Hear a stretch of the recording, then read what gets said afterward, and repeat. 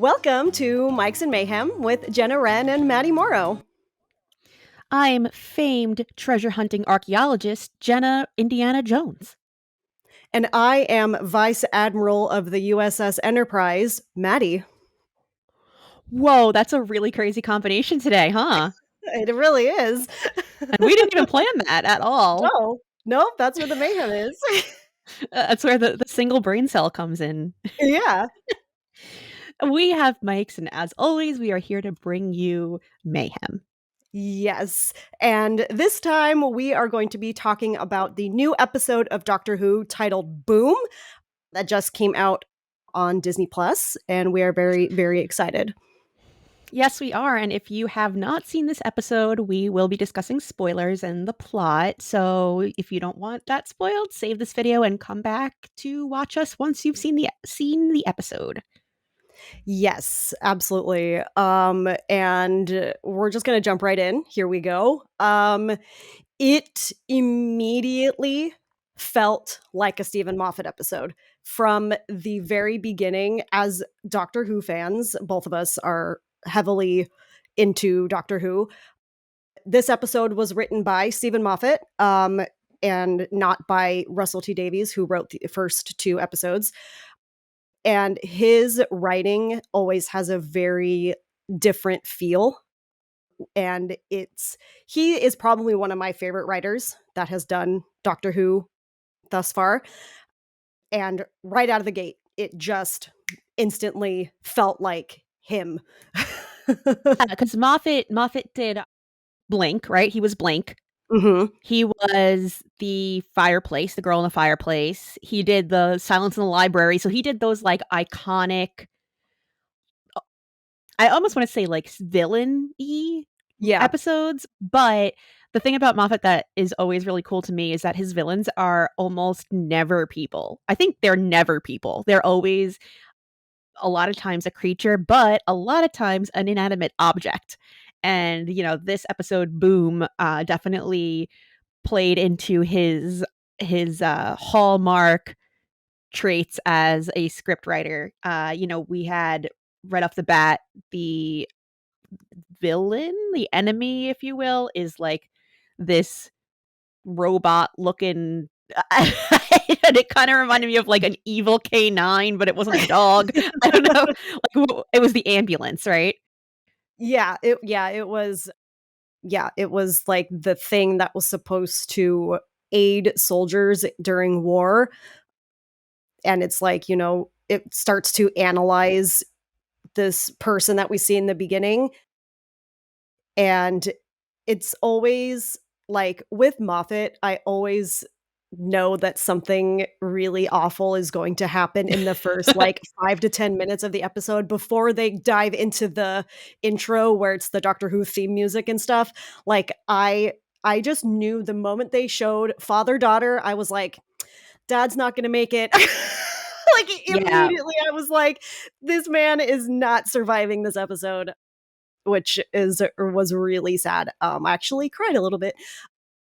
But yeah, like you see this ambulance thing, with like an humany interface that like can tell that he's blind and then immediately is like, "Oh no, like that's no good. Like you clearly do not like you can't survive. Like you are not worth keeping alive," which is really really terrible. Yeah, especially because it wasn't like he was actually injured, this guy that you see in the beginning. He wasn't like dying. He just had this injury across his face, which had him temporarily. He said he was temporarily blinded. I mean, they never go in and specify if that's true, but that was the only thing wrong with him.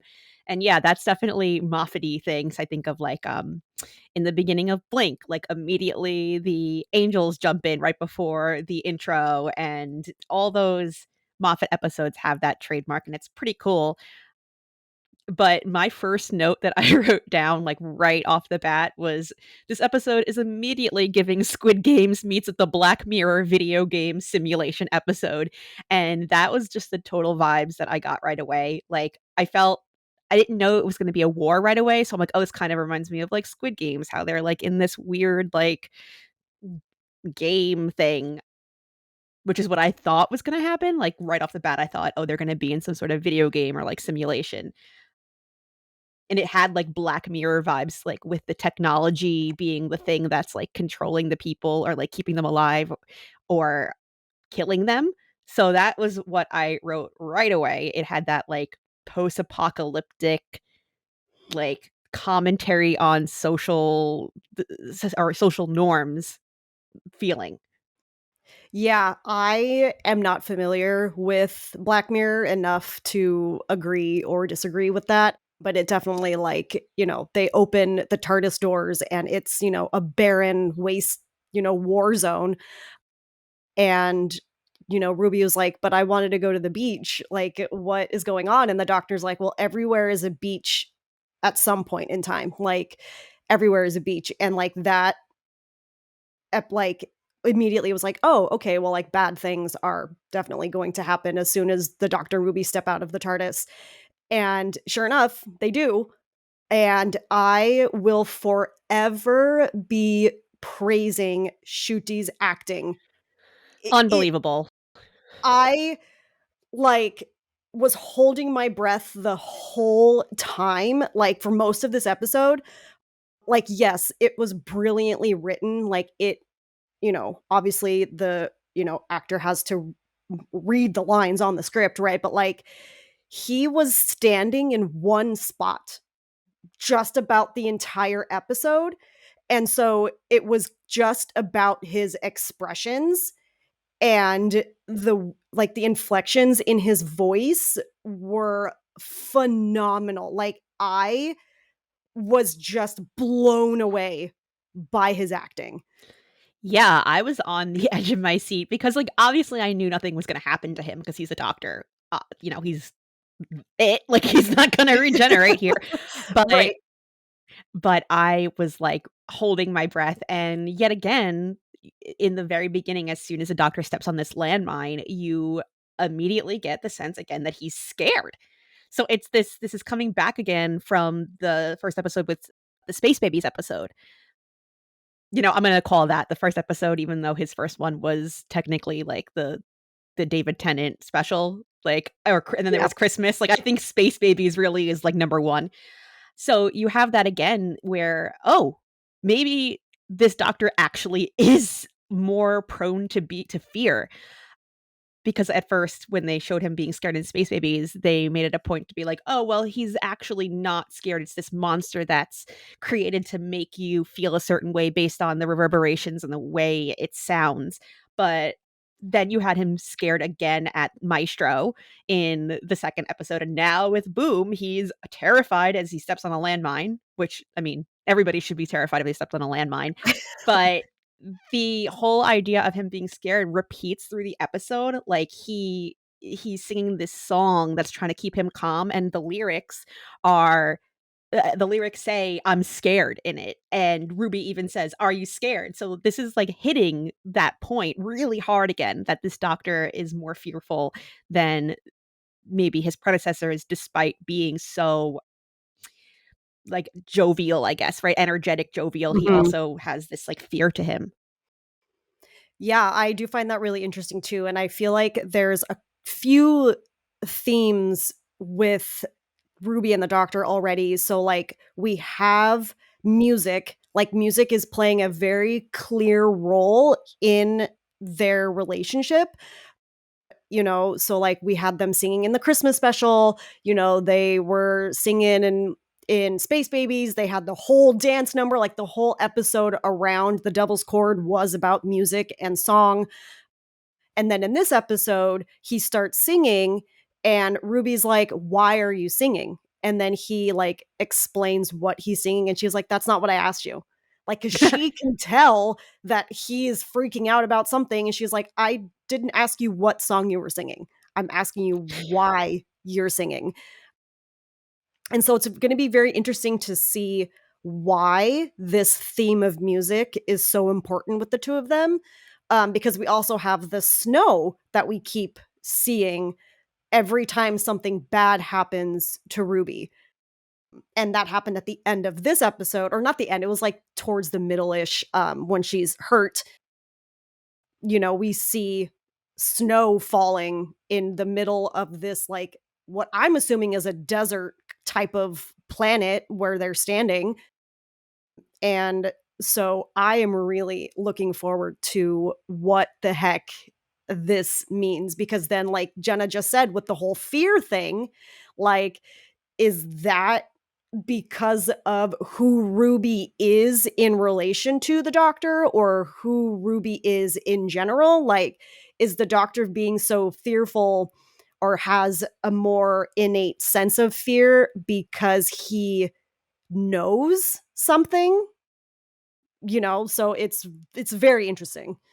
Right, or like, is she whatever she is, whatever her background turns out to be, is she genetically part of this, like I had mentioned in the last one, like this pantheon of maybe villains that are meant to scare the Doctor and they don't know. Like, there's a lot of theories that can be made, but the music thing definitely is also really prominent, like Maddie said. And it's funny because I was watching it in my living room, and it was just me, and my mother was in there, but she wasn't watching. She's never watched Doctor Who before. And when the Doctor started, once he got off the landmine, he started like doing a drum beat and dancing around, and she stopped and she turned and she's like, "Is this show always so musical?" And I was like, "Actually, no, it's not. Like, this is not a musical show." But I said to her, I'm like, "Something is going on with this particular Doctor and this particular season, even though we're only 3 episodes and 2 specials in, like, there's something with this music." And he the Doctor does something with the beat, like, when he does the drum, he makes, like, these beats, and it reminded me again of the Master. It's that not monotone, but that single beat pattern, and that yet again harkened me back to the Master's 4-tone dun dun dun dun, dun dun dun dun. I'm like, "Okay, what is going on here?" Yeah, it's really interesting. It's I'm looking forward to seeing how it's played out. And what's also fascinating, like, to think about too, is Ruby's going to be in the season 2. So I'm hoping that we're going to find out who or what she is in this season, and then coming around to the next season, that'll play into maybe why she leaves, or what have you, after season 2. Or But, maybe him, like, navigating whatever she is, like, if she's something that's, like, genetically supposed to be, like, at odds with the Doctor, but obviously she's not, so are they gonna navigate next season how they work together? There's a lot that can be done. yeah, for sure. And I just adore their chemistry on screen. I know I said that in the last video when we talked about the first 2 episodes. I adore their chemistry. This episode felt very 11 and Clara. I was talking to our friend Monica about it, and it was very 11 and Clara. Like, Ruby was bossy. She was like, "I'm not gonna follow your directions because we're gonna get this right. Like, you're gonna be fine. Everything's gonna be fine. Like, we can do this." And it had, like, that dark, like, really dramatic, like, tone to it. But that's also Steven Moffat's writing. Like, it's a very different style and tone than the other 2 episodes were. Like, Space Babies was wild and campy and, like, more of a fun episode. Maestro kind of got a little, like, darker, but still had those, like, fun elements to it. And then this was just like a full 180 of, like, you're gasping, and, like, when Ruby gets shot, like, again, I knew she wasn't going to die. Like, I know, right? Because she's signed on for a second season. Like, the companion is coming back. But, like, I gasped and was just like, "Oh my gosh." Like, first, like, the Doctor can't move, so he can't do anything, and if he, like, breathes too heavily, like, this landmine's gonna go off. Like, and then he watches her, like, roll down this hill, and again, just his expressions, the just oh my He's gosh, it phenomenal. Oh my god. yes. He's Oh, man. he's he's captivating to watch, and his acting is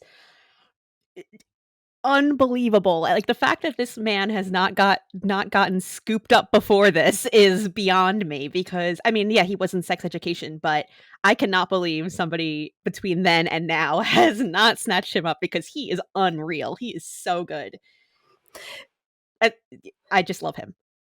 Yeah, it's amazing. So and, like, his range and it, like, really I feel like every doctor has to have this range. If you're gonna be an actor who plays the doctor, you have to be able to have that, like, whimsical, silly side of you, but then you also need to be able to turn it on to where you are, like, really intense and, like, having, like, the tears, like, streaming down your face, like, I feel like every doctor so far has been able to do that, and, like but I feel like, 15 is on just a whole different level, and it's absolutely phenomenal, but, like, this episode, another way it kind of felt like 11 was seeing the church as military. Oh, I That didn't even think of that. Yeah, so, like, at first I was like, "Oh, well, that's interesting," but then I remembered, like, in Good Man Goes to War, they're the church, or Right, when, they're like like, the clerics or doctor something. when the doctor goes to church later on in his run, like, it's all militaristic, and so that was Yeah. kind of an interesting, like, callback to that too. Yeah, it's funny you mentioned that because I thought, "Oh, this is kinda reminding me of A Good Man Goes to War," because I think maybe the little girl reminded me of the girl who dies in that one where that she finds out, she had met the doctor by the river. Remember that young girl Yes. who dies Mhm. in, Devil's Run? Yes. The little kid reminded me of her. I'm like, "Oh, this kind of is like a little bit like that episode," but I did not put together that it was the militaristic church. But, something else that again, this is very much like the 11th Doctor, and I will always point this out because the 11th Doctor is personally my favorite, so I find these, like, really quickly. But he kind of almost says, like, basically, "Run," and that's, like, what the 11th Doctor says in the 1st episode, in the 11th hour, where he Mhm. presents himself to Prisoner Zero, and he's like, "Well, I'm the doctor, basically, run." So that was very much like him, and my absolute favorite moment of this episode that made me giggle, made me smile so much, is when the doctor stopped and he said, "My favorite food is fish fingers and custard." I was like, "Ah!" I was so Yes! excited, I was so excited! It was so cute. It was so sweet, and I really hope that, like, we see a little bit more of the other doctors. Like, I feel like we're already seeing a little more of the other doctors in 15, and I really adored that callback. That was so, so cute. I don't think we're gonna see well, we might see these characters again, but, like, maybe that's why he said it. Like, I'm not holding my breath that we're gonna Right. see these characters from this episode again, but, like, why else would he say he's gonna stop in from time to time and, like, that's his favorite food? Unless it was Right, just to like kind of Amy. give Yeah, unless he's gonna give that little girl, like, some hope kind of a thing, maybe that's all it was. But yeah, that I giggled and I teared up because it was I love that so much. It was great. Oh my god, I got so excited because, one of my all-time favorite episodes is the 11th hour. I think it's an absolute perfect, brilliant episode from start to finish, and it was just getting that fish fingers and custard with the child again because, the first time the 11th Doctor mentions this is to child Amy Pond. So, like, you have the Doctor with a little girl again doing the same thing, and that kid was so cute. Splice, I believe, was her name. Yeah. She was super cute, and so was Monday, and I Mhm. laughed when he was like, "You should marry Ruby, and then you'll become Monday Sunday." I loved that joke so much. It was so silly. It was so and it was at the right time because the jokes were put in very tense moments, but landed well still. Yeah, so I am starting to wonder, like, now that I think about it, with the callbacks in this episode, for those of us who have been watching Doctor Who for a long time, like the thing with the church being the military, the fish fingers and custard reference, the constant references to the Doctor being a parent or even like being adopted. Those have been mentioned a few times, not just in this episode. I'm wondering if they're doing that so that way new fans can start talking to veteran fans and being like, hey, what does this mean? And then we can say, well, let me introduce you to the rest of the series so that way we can get more people watching the show. Yeah, I didn't think of that. That's actually super smart if that's the case, where it's giving these callbacks, so, like, if someone picks up on it or, like I mean, I don't know if somebody would pick up on it if they've never watched Doctor Who before, but if you're watching it with someone new, like us, we go, "Oh my god, you know what that means?" Yeah. Well, and I mean, like, they're So not gonna cute. pick up on it, but, like, for him to say my favorite food is fish fingers and custard, like, I feel like as a new fan, you're gonna be kinda like, "Well, why would he mention his favorite food? Why is Right. it something so random?" You know? Yeah, I really, really like that, and, something else that intrigued me about this episode was that there was this mention of, quote, unquote, "the bishop," and I wonder if that's gonna come into play later because it seemed like that might have been I don't know if that's, like, the overarching mainframe of this network because, like, it turned out, that they're fighting at the end, they're at war, but they're fighting no one. They think they're fighting people because it's a way for the arms dealers or the company that sells the arms to both sides has them fighting and thinking they're fighting somebody so that they can continually sell weapons, basically. It's Mhm. self-perpetuating war.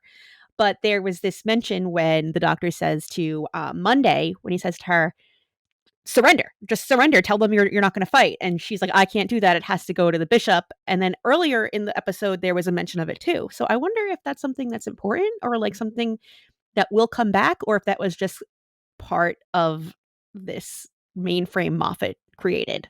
I feel like it is possible we're going to see these characters again. I feel like the bishop being named twice like that and that person or thing being like the head honcho or, the person in charge is important.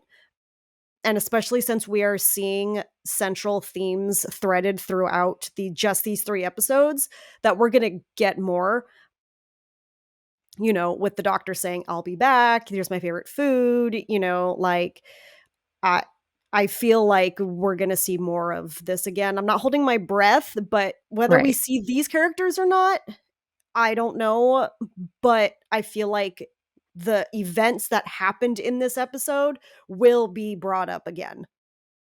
Yeah, and, going back to this episode reminding us both of the whole good man goes to war thing. In that episode, the doctor basically collects on his debts. He goes back and pulls all these people who have been part of his past and brings them all into, like, one spot. And that kind of maybe that will happen again. Maybe he's forging these connections that, if he needs to gather some sort of group of allies. Maybe that's something we're going to see again, which would be kind of cool because I do love when they do that, when they bring back all these little bit characters and you're like, oh, wait a minute, that was from this episode, or that was from, the episode where they went to the Silurians. Like, it's fun when they bring it all back. I was listening to the Doctor Who review podcast from Temple of Geek, and they reviewed this episode as well. And Elizabeth brought up a good point that the Valengard, I think is what they were called, is the arms dealer in this episode, and they have been named throughout New Who series. Really? So, yeah, so in another Steven Moffat episode of the Ninth Doctor, the Doctor dances and, the empty child, when he turns Jack Harkness's gun into a banana, he mentions blowing up a factory of these weapons. So So he's this is always been kind of at odds with this arms dealer, is what I'm guessing. yeah, and so that's another reason why I mean, the Doctor, for those of us who have seen Doctor Who know this, but for those of you who are watching who are, might be new to the show, the Doctor does not like weapons. The Doctor doesn't like guns. He doesn't like that sort of thing, and it kind of stems from that trauma of him losing his planet to a genocide. And so whenever, guns are at play, he's like, "No, no. No, thank you. No, no, no." And so he is very passionate about not allowing these things to be used against other people. This is not the first time he has been upset with this company. Yeah, and I think that also this episode was used as a really great commentary on the state of the world, and I think that's also what was being mentioned, like, you know, capitalism is keeping wars going and the continued mention of the term thoughts and prayers, and that's, always something criticized when you have people who die in, some sort of conflict somewhere. It's always just the government offers thoughts and prayers, and I think that there were a lot of references like that to kind of make a commentary on the state of the world and war and all of that. And what I really also liked was the way they incorporated the doctor saying, "Oh, I don't like faith." And at the end he says, "Just because I don't like it doesn't mean I don't need it." And I wrote that down and I even like out loud was like, "Wow, I really like that quote," because I just think it's striking. Yeah, and that is definitely something that is central to the doctor. They're always trying to find solutions for things. There's always an explanation. There's always a reason. There's always X, Y, and Z did this and this, but like they're also a symbol of hope. And, the doctor always talks about how, hope is important and having faith in things is important, but there is usually an answer for everything. And especially here, since there was a child involved, like to tell a child not to have faith would be really like daunting. you know so it was a really nice moment for him to say, what, like we do need to have faith that things are going to get better. Like otherwise, how are you going to have a desire to keep going if you're always thinking of things scientifically or trying to find a solution to everything. Yeah, and when you just mentioned, there's a child involved, that again came up in this episode where you have this theme of children reappearing in every single episode. Maybe not a baby, but a child, there's the word. And yet again, we have a mention of the doctor having children, and it was so not just like a blatant reference. Like, I feel like prior to this doctor, it's always been a very quick reference of his children. He like brushes it aside and that's it. This one was so intense. Like when he's talking to the hologram of the soldier who died in the beginning of the episode, and he's like, "Dad to dad, we're father to father." And it was such a big reference. And I need to know why they keep bringing up and hitting it so hard in these first few episodes that he is a dad. He has children, he had children and he had a grandchild.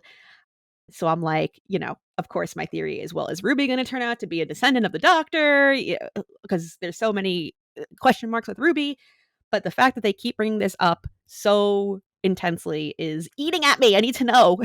No, I'm the same way. I wrote that down too. When I was watching this episode, I was like, "Oh my gosh, like the passion and like the desperation in his voice when he's trying to get, AI version of dad to like hack the mainframe of this ambulance to get it to stop doing what it's doing, and he's like, dad to dad, dust to dust is what he says. Like I'm the same way. I'm like, I need to know, Rattle's cage. Like, I need to know why this theme of family keeps coming up. And I know that it's gonna have to do with Ruby in some way, shape, or form.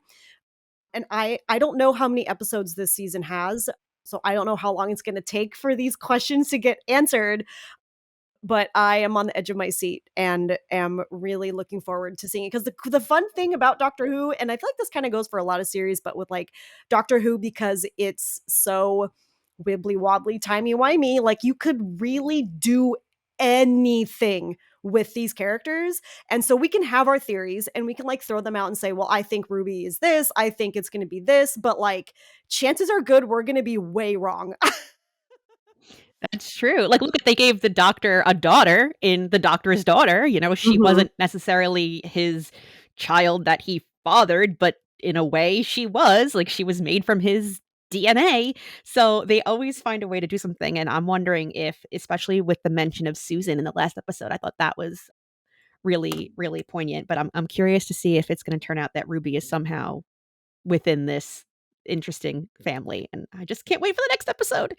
I know. I'm very excited, and it would be really interesting to see if we get to see Susan somehow. That would be pretty cool. Yeah, I I just think wanna so. know, I want to see what's gonna happen. Tell me, Russell T Davies, tell me. I know. That's everything. I think we went through the entire episode with a nice fine-tooth comb. We did, yeah, absolutely. I cannot wait for now next week. I know, I'm very excited, and if you are also very excited to, be back into watching Doctor Who, don't forget to subscribe to our channel because it seems like we're gonna be going through each episode because we are so really excited. This wasn't planned. We were like, "You know Nope. what? We both love Doctor Who," and so we were like, "Why not?" We know lots of other people really enjoy it too. And my roots, I guess you could say, are Doctor Who, like, that's what launched me into my professional geekdom. So Yeah, I so it's funny because as I was watching this episode and thinking about how, like, we're gonna talk about it, I realized it's the first time that I've actually watched Doctor Who week to week in a really long time. Like, I obviously was, like, caught up on all the other Doctors, but I have not watched it religiously, excitedly for every single new episode probably since, like, the first season of Peter Capaldi. Like, that's how long it's been, so I'm so excited to have that feeling again of being watching the show and waiting for the next week and not knowing what's gonna happen, so I think Maddie and I are we're in it. We're in it for the week by week long haul, right? yeah, 100%. Yeah. So if you don't wanna miss out, make sure you subscribe, leave comments so we know that you've been watching, and if you have any thoughts or agree or disagree with anything we've said or have anything to add to it, feel free to leave a comment, send these videos to your Whovian friends, and, stay tuned for more amazing mayhem related to all the things. All of the things, All yes, of the and things. thanks for thanks for watching. Yeah, thank you guys.